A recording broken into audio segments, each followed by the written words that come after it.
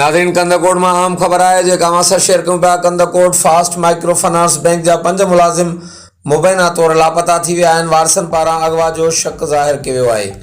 मिलियल ॼाण मूजिबि कंदकोट फास्ट माइक्रो बैंक जा 5 मुलाज़िम इल्ताफ़ अहमद गोलो, गुलाब अहमद दाहाणी, फरमान अली लांगा, ड्राइवर मोहम्मद आलम गोलो, शाहनवाज़ नसीराणी, दड़ी सुंदराणी वेझो मुबैना तौर लापता थी विया आहिनि। वारसनि पारां अगवा जो शक ज़ाहिर कयो वियो आहे।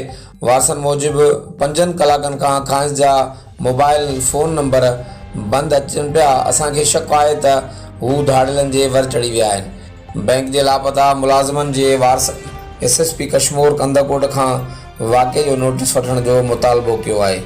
नाज़रीन, कंदकोट मां अहम ख़बर आहे जेका असां शेयर कयूं पिया।